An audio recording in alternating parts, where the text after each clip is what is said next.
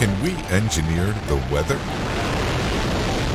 Cloud seeding is a form of weather modification that can produce what we want more or less of, more rain or snow, or even smaller hail pellets. China is building the world's largest weather modification system to artificially enhance rain that will cover an area of over 2.1 million square miles by 2025. Today, at least 52 countries across the globe are using some sort of weather modification program. While it may sound too good to be true, the technology has been around for more than 75 years. Clouds are made up of tiny water droplets. Groups of droplets form water vapor, or ice crystals. By itself, this water vapor isn't dense enough to fall to the ground as precipitation. Instead, it rises until it becomes supercooled and condenses around tiny particles of dust in the sky, called condensation nuclei. It takes billions of these condensed water droplets to form a visible cloud. In cloud seeding, a seeding agent is used as the condensation nuclei. Typical seeding agents are chemicals such as silver iodide, potassium iodide, or solid carbon dioxide. These are shot into clouds by rockets or sprayed into clouds using drones or aircraft. Unattached supercooled water vapor molecules in the clouds condense around these particles. The condensed water vapor droplets then group together, becoming larger and heavier. This process continues until the droplets are large enough to fall as rain.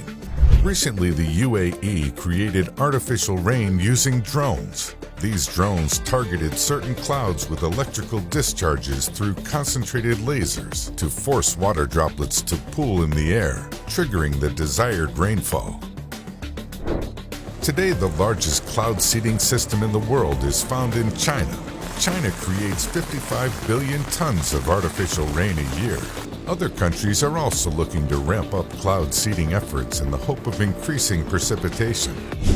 Thailand has an ambitious aim to remove water shortages in 98% of the country's drought-affected areas by 2037.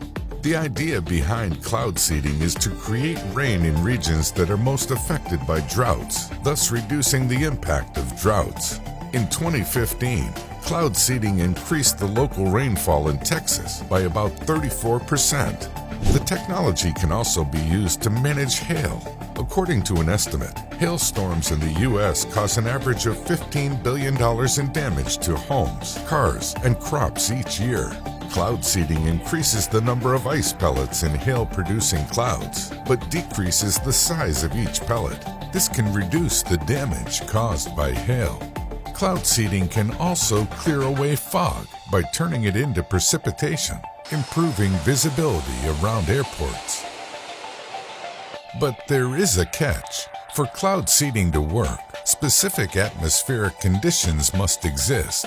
Cloud seeding can't create clouds. It can only add particles to clouds which interact with the water vapor already present in the air. Also, cloud seeding does not always go as planned.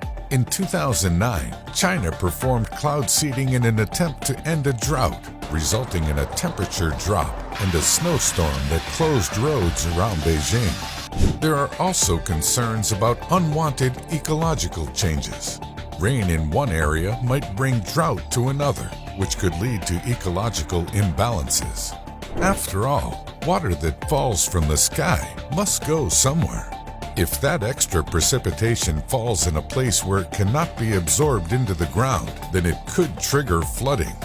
Today, water shortages and floods affect every continent.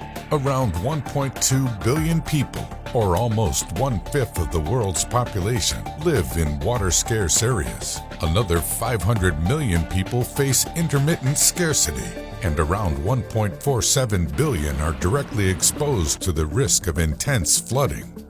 While cloud seeding is not a permanent solution, it may help to reduce the number of those affected.